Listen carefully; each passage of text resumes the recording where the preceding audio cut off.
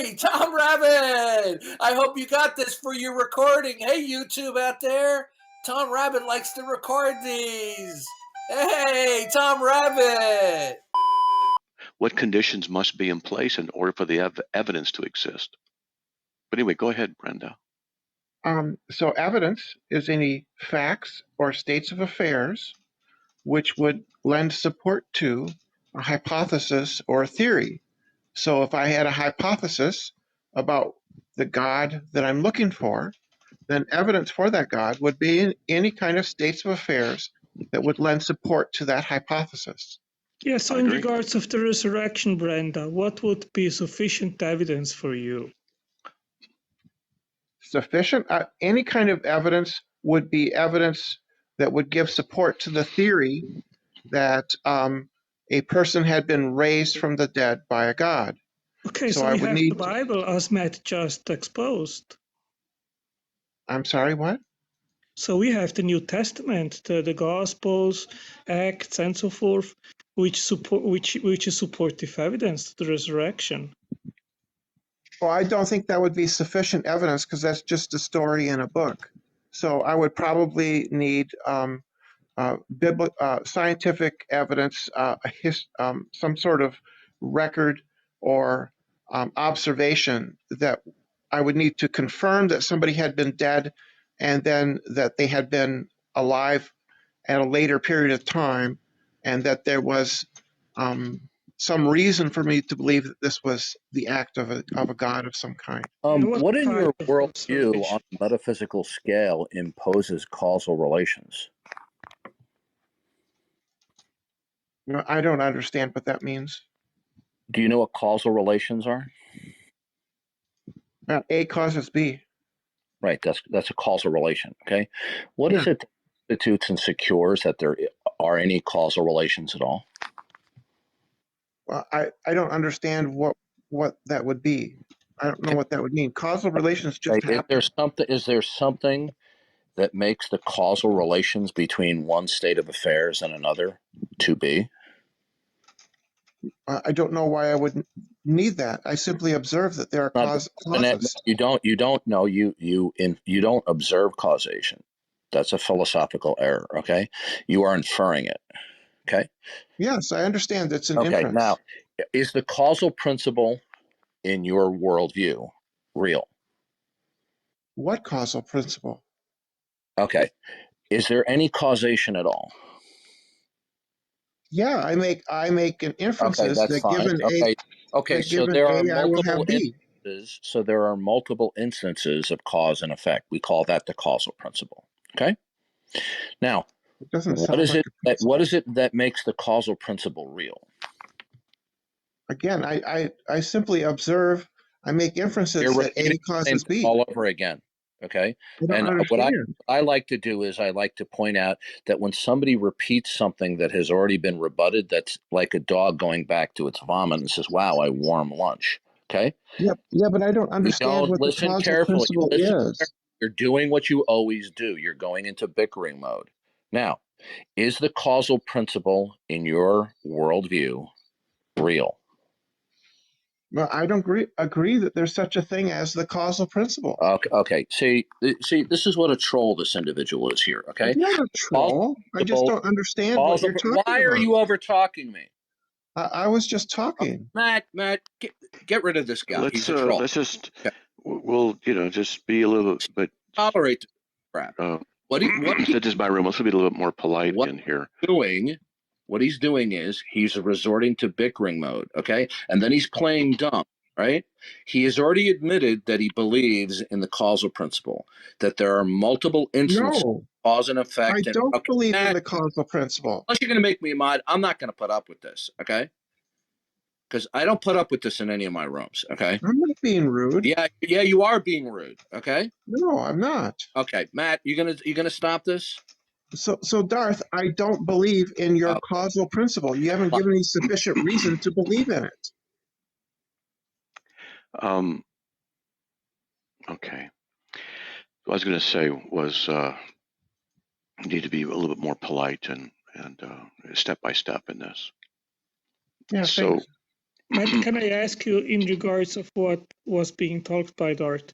You know that William Craig, he believes that, I don't know if I talked to you about this topic already. If I have, then just remember me. But he says that he believes that beyond the physical universe there was no time, and I have problems with that, because if there was no time, then even God's thoughts would have to be static. Okay, well, the problem here is that without defining time, it's not going to be a good, profitable conversation. And so what if he says that? I don't really want to talk about what Craig says about time. We have to talk about the nature of time, and we can't really do that very well. And so, for me, it's not a very profitable conversation. Yeah. Well, maybe Yeah. we can go back to the resurrection. I think that was pretty Well, interesting, Yeah, I'd like to. because it was precisely going to what we were talking about, what sufficient evidence Can I would have a be. conversation with her, please, with Brenda? Yeah, go ahead. Okay. All right. So where were we? I was giving you a definition for evidence, and then I sort of told you what that would be. I think that you can have evidence for a supernatural event. For instance, if you make a prediction, right? You pray to your God, and that you can consistently, repeatedly affect this real world by praying to your God. I think that would count as evidence that would tend to favor the hypothesis that your God exists. Well, let's say I prayed for 5 things, and these 5 things came to pass. Does that mean God exists?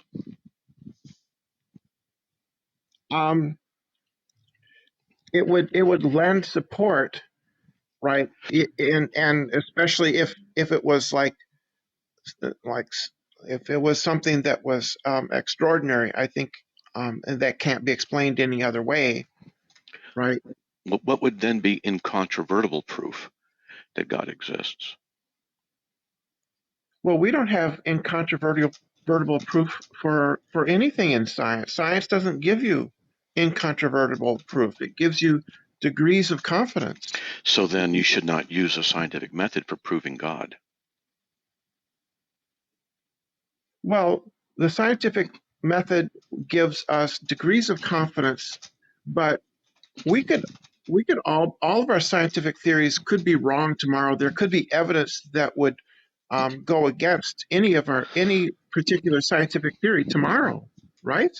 I mean, we Yeah. understand that, right? Yeah, that means that science is not the means by which you want to determine God's existence, because science looks at the material world, not the spiritual one. So it's the wrong category. Well, if you're saying that God is the kind of being for which there could be no scientific evidence, then I don't see any reason why I should believe in it. Well, then that presupposes that scientific evidence is the right way of determining truth. Well, no, truth is a different thing. Truth is just an analytic claim, right? So all bachelors, unmarried men. That's just truth by definition. Truth is, right? But what's the best method for determining God's existence? For something that exists, you have to make an empirical claim for it.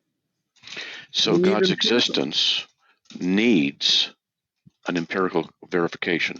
Well, what other way is there? Okay. Empirical or empiricism is the idea that knowledge is gained by looking at one's environment through the senses. Right. Okay. So then, since the problem with empiricism is that you don't know if your senses are accurately representing reality. So empiricism brings doubt upon itself as a viable means of determining truth. Well, correct. That's why we have the scientific method, and we have the means of checking and double checking. You have peer review, right? You have ways of accounting for um, um, illusions brought on by the senses and things. But I don't know of any other way to establish that a thing exists other than looking for it. Well, the scientific method is based on empiricism, which you just admitted is ultimately self-refuting. So there's a problem there in your thinking. I don't think it's self-refuting. I think that it has difficulties, and that's what the scientific method um, deals with. Is you need repeatability, verifiability. You need to falsifiability. So, Those are criteria based on to based to judge our experience of the world with, right? well, you haven't determined through the scientific method that the scientific method is the right way. So you're assuming it. It's a philosophical assumption, which is based upon empiricism, which itself it has doubts and problems. And you're saying, well, we have to do this because there's nothing else. Well, Well, sure. there are other things, Well, but well, sure, I nevertheless. agree with you. I'm agreeing with you. I just don't know any other way to establish whether or not something exists other than by using a systematic study and examination of the world. I don't know if any other way. Okay, let me ask you this. I'm married. I love my wife. Do you believe that I love my wife? You're unmarried, so I don't think you have a wife. I said I am married. I'm And sorry. I'm sorry. that's all right. So I'm married. I love my wife. So do you believe I love my wife? Yeah. Okay. Can you scientifically verify it's true? I think that making that inference based on your testimony is sufficient for me to have a provisional belief that you love your wife, unless there's evidence to the contrary. So testimony would be sufficient, barring evidence to the contrary.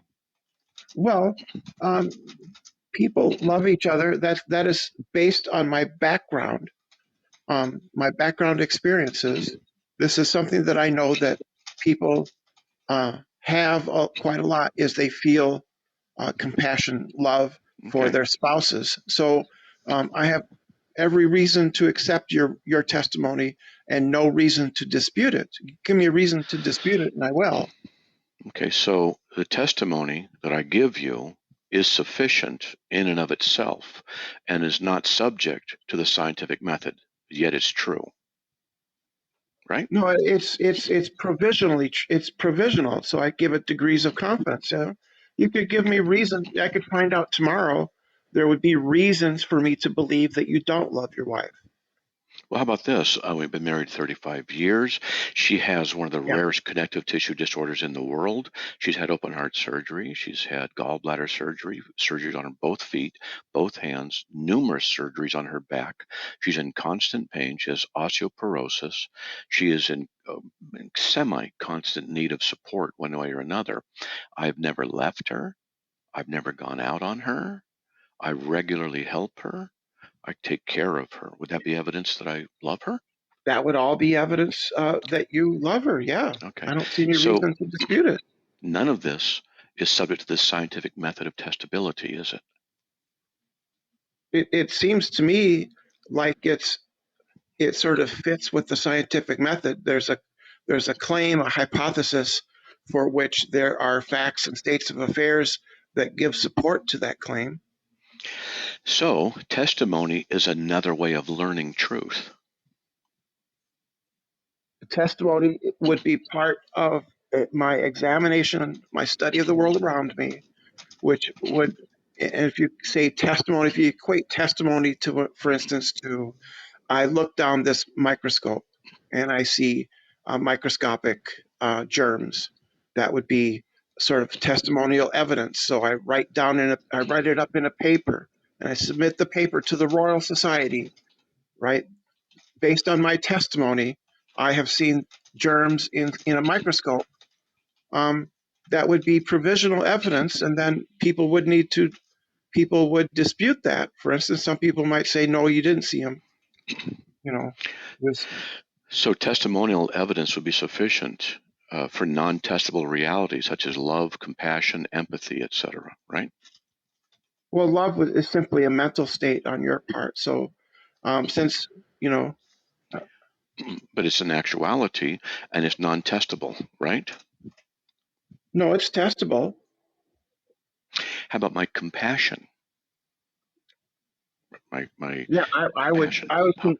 I would conclude that you're compassionate based on the things that you do. If you say you are compassionate, but you kick your dog all the time, I would say that would be evidence against you being a compassionate. Yeah.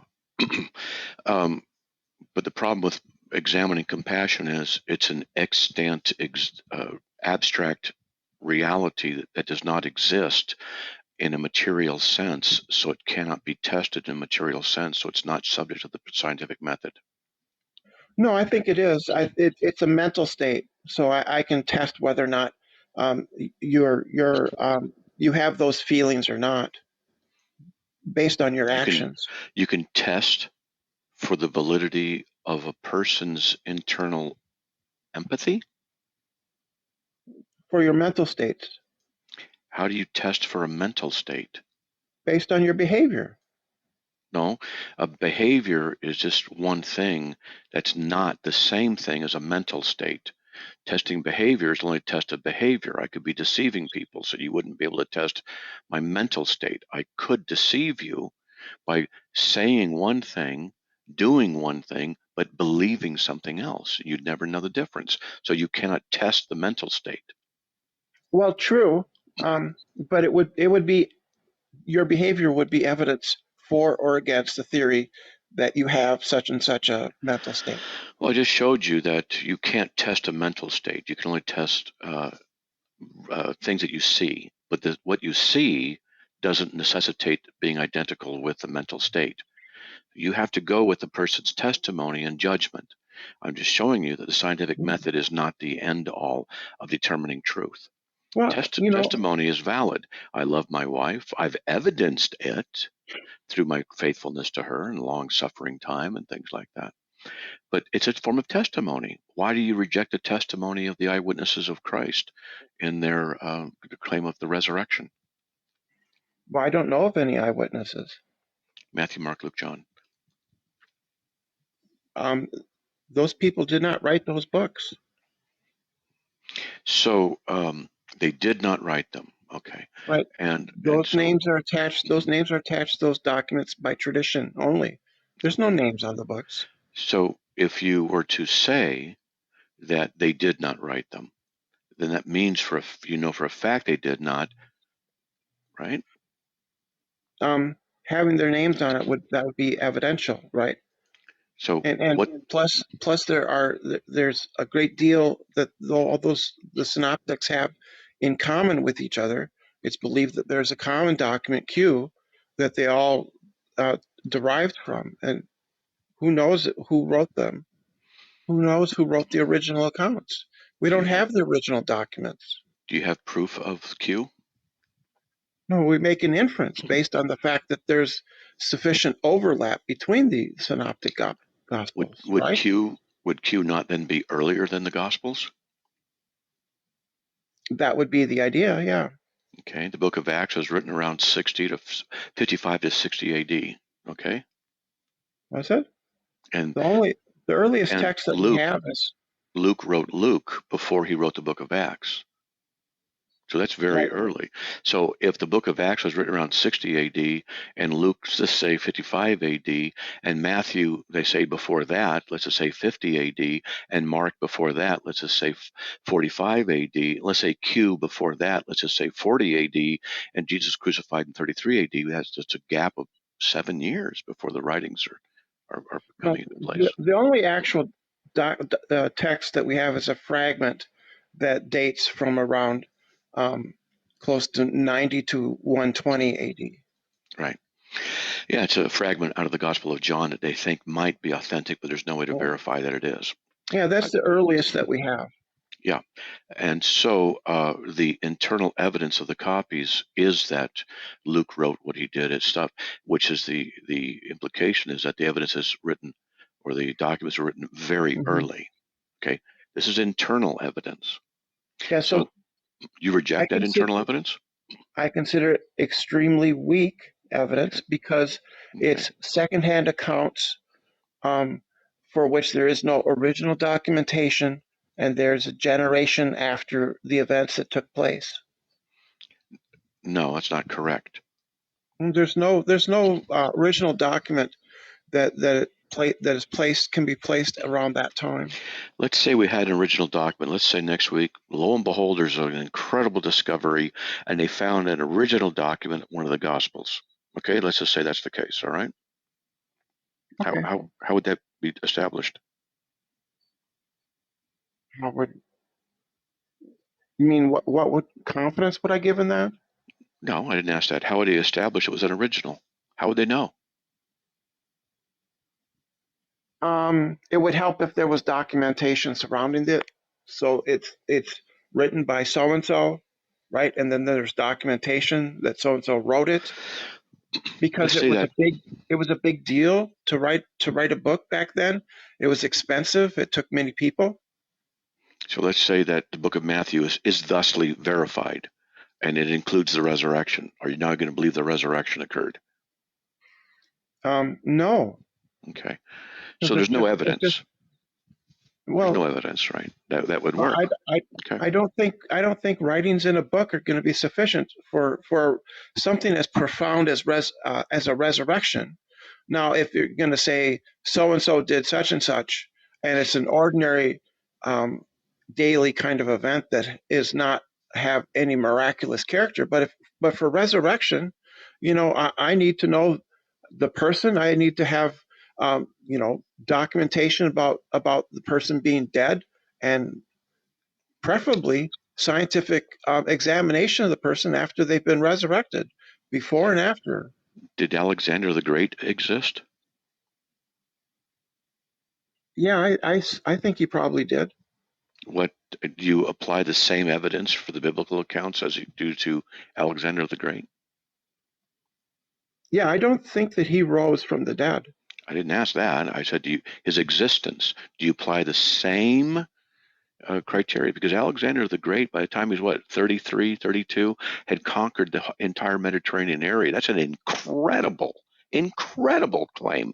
And he pushed classical Greek as the national language throughout the entire area, which is magnificent. That's incredible. It's a wonderfully complicated claim there. So did he do that? Yeah, I have no reason to disbelieve it. Okay. That seems to be something. But yet the evidence for him is far less than the evidence in the gospel accounts. Yeah, based on my background, I don't see people rising from the dead. That is not something that can happen according to everything that I know. But conquerors conquering land is something that can happen. Okay. So your worldview says people rising from the dead is not possible. It would be extremely unlikely. I don't see how it could happen. So is it extremely unlikely that a man by the age of 32 has conquered all of the Mediterranean area? Is that extremely unlikely? Back then, no. People conquered large areas of land rather every other generation or so. There were people that came after Alexander the Great who were also great conquerors. Okay. Yeah, we talked about the Mediterranean area in the context of what was going on by the age of 32. See, what I see is your bias against the resurrection of Christ, against the evidence for God, because you seem to have a bit of a double standard. You will hold the scriptures in a different category as everything else. You require of the resurrection in particular an incredible event documented by the eyewitnesses. You'll say, I don't accept it because I want a scientific a recording, this kind of evidence. But you don't apply the same thing to Alexander the Great. You don't apply it to others. You're inconsistent. I understand. I think that my beliefs are proportioned to the credibility, the claim that's being made, whether or not it's something that I think that is likely or not. And given my background information, resurrections from the dead are not likely. They're extraordinarily unlikely. And conquerors back in those ancient times were not that unlikely. There were lots of people. There were numerous empires that So came and fell. how many times was the entire Mediterranean area conquered? I don't know. Twice. Okay. Rome, Alexander the Great. So Yeah. how likely is that? Is it unlikely that that would occur, or likely? It seems. Well, what about the Ottoman Empire? Okay. Do I have to disbelieve the accounts of the Ottoman Empire because he conquered vast areas of land?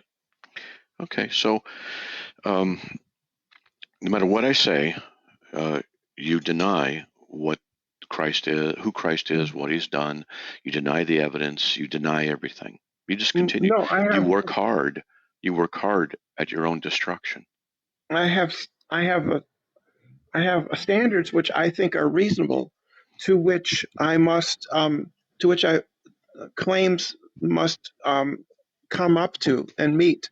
So certain claims, like the claim that you have a car in your garage, is not an extraordinary claim, but the claim that you have a dragon in your garage is extraordinary, for which I demand greater evidence. Reasonable is subjective. I've already shown you the scientific Okay. method is based upon empiricism, which does not reach into the area of the mystical. It doesn't do that. I showed you that it was ultimately self-refuting. You actually conceded that at the point of that time, how it's subjective. You say, but we have nothing better. You admitted the difficulty and then went to, but we have nothing better. I showed you that testimony is another way of determining truth that's not subject to the scientific method. And you say, yet you want reasonable standards, but you yourself have not been reasonable. I think I have been. No, you haven't. Well, I understand that you don't, but Let me show you. Is science perhaps the best way of determining truth or facts about our world? Science determines facts about the world. It doesn't determine truth. Okay, so facts. So how do you determine that science is the best way of determining facts? Well, there are many different types of scientific inquiry. You're not So getting it. there isn't just one scientific method. There's more than one, and it's just a rational investigation of the world around us, right? If you use science to validate science, you're begging the question, committing a logical fallacy. If you don't use science to validate science, you're abandoning science as the ultimate standard.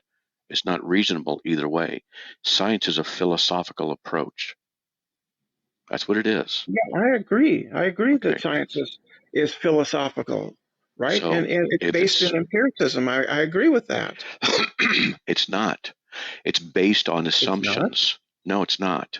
Science is not based on that. It's based on assumptions. The uniformity of nature. It's based on that assumption. It's based on the uniformity and the ubiquity of the laws of logic. It's based on these things.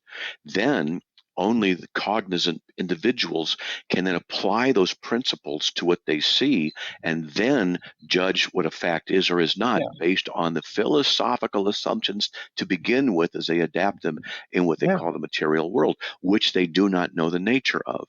If we were to ask, how do you know it's the right way? You can't say it's the right way. If you say it's a way, then you admit there's other ways of determining truth. When we look at the other ways, you reject them and still submit them to the varying forms of the scientific method. You want repeatability, you want observation, you want this and that, but you haven't been able to determine or justify in any way that the scientific method is the right one for this at all.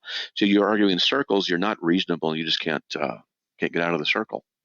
Well, I don't think I'm arguing in circles. I'm just saying I don't think there's anything wrong with making an assumption and then testing that assumption to see if it holds, right?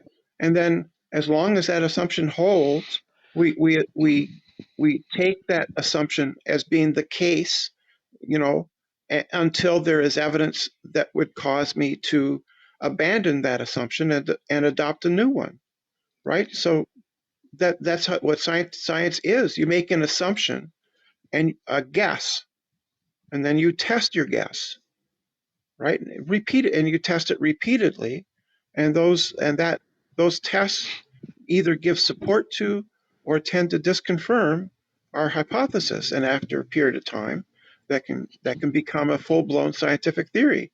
A theory is the best thing that science can hope for. Yeah, you're actually making my case. No, I don't mind making your case for you. I'm just saying it's reasonable. But you see, to say it's reasonable is subjective, because you're not saying it's logically necessary. You're Well, saying it's well, reasonable yes, based yes, upon yes. your You don't have to opinions. accept it. You don't have Right. to accept it. If you find it unreasonable, it's okay. I don't mean to force you to accept it if you don't wish to. No, no, no. You don't understand. I'm showing you that your system is internally self-refuting. I Trying to don't show see you how. this, because I don't see it. you can't use the scientific method to validate the scientific method.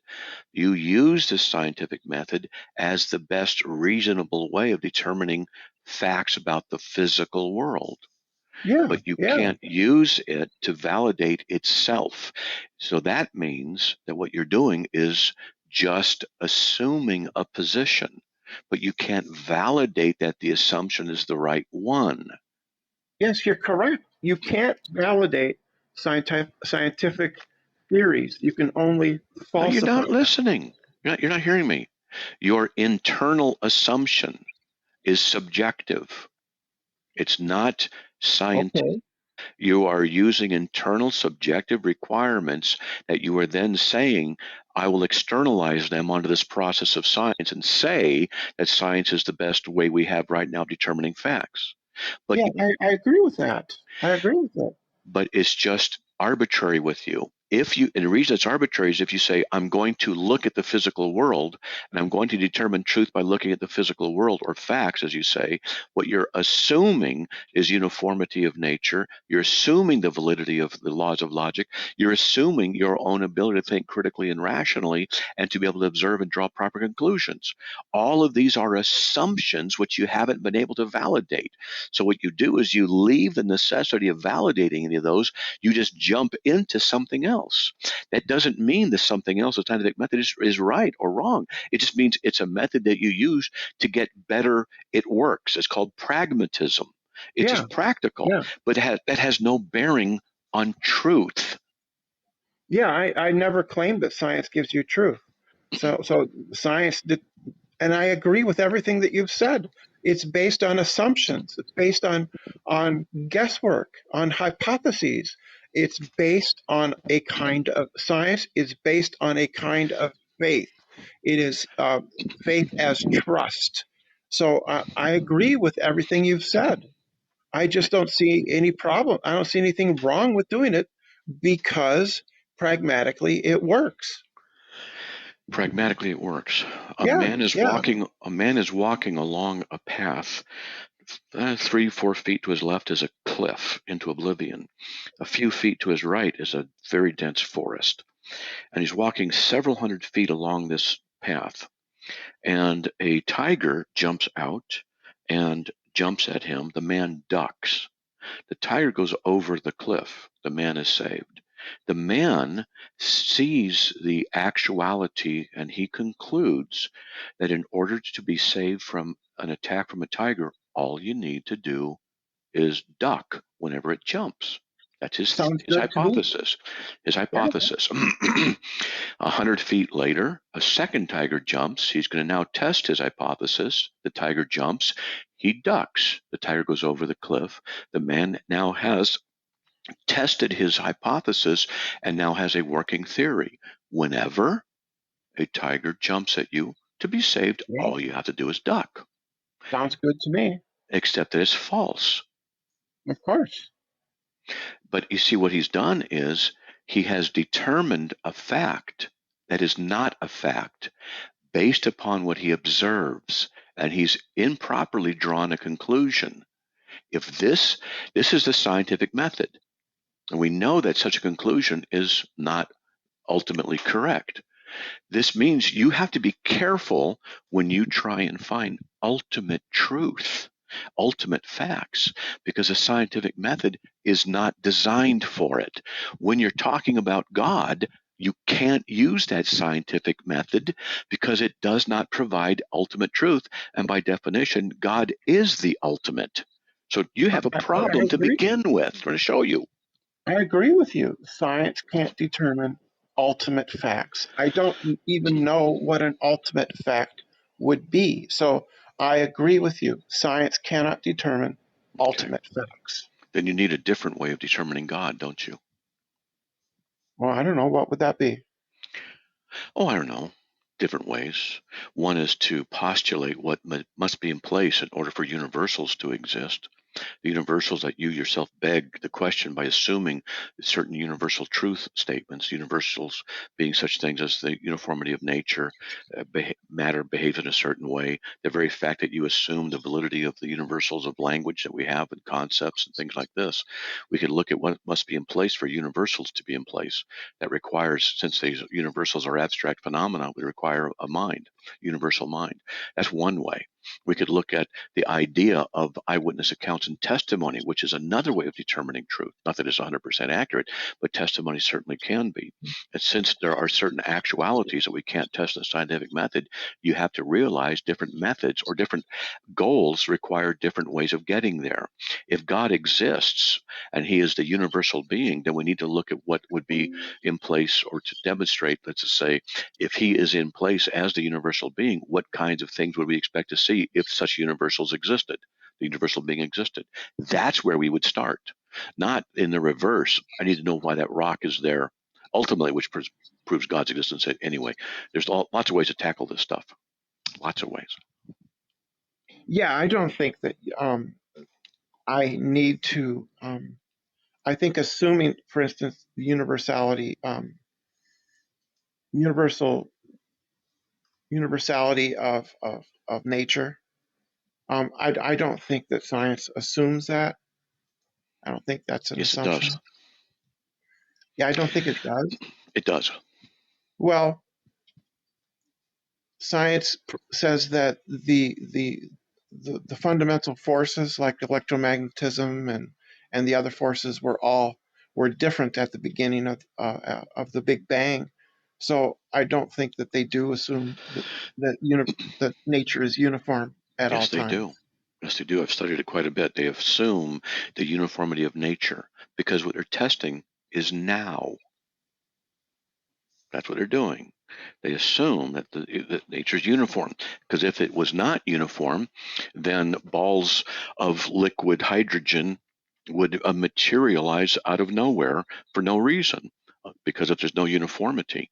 The reason that they hold to the scientific method is because of the presupposition of uniformitarianism, which science can't demonstrate is the case. It's another philosophical imposition that they have. Well, it's just an observation. We simply observe that nature behaves in a uniform nature for now, and the theory is that the fundamental forces were different at the beginning of the universe, right? During the Big Bang, and then Well, then the electromagnetism and the other forces, sort of came apart from. They were together because it was so hot, and then as the universe cooled, they sort of they came apart. Well, the scientific method is based on what is here now. Sure. Okay, and so they assume the uniformity of nature. They assume that things are the same way. Okay, the Big Bang is not something you really want to get into, but the issue here is the observation now. And then we could ask, where did the Big Bang come from? What must be in place in order for it to occur? There's all kinds of stuff that we could ask, but I have to go in roughly 20 Well, minutes and I get ready to go appreciate the someplace. conversation. I appreciate the conversation, Matt. As usual, Sure. it's been a respectful conversation. Mhm. I enjoy talking to you. Thank you very much. I hope you had a good day. How was your Mother's Day? She did fine. Well, I'm sure you did something special for your mom. I just talked to my mom just a few minutes ago. We talked Okay. and had a nice conversation. So I hope you have a good time. Okay. Thank you very much. Sure. Did you get that, Tom Rabbit?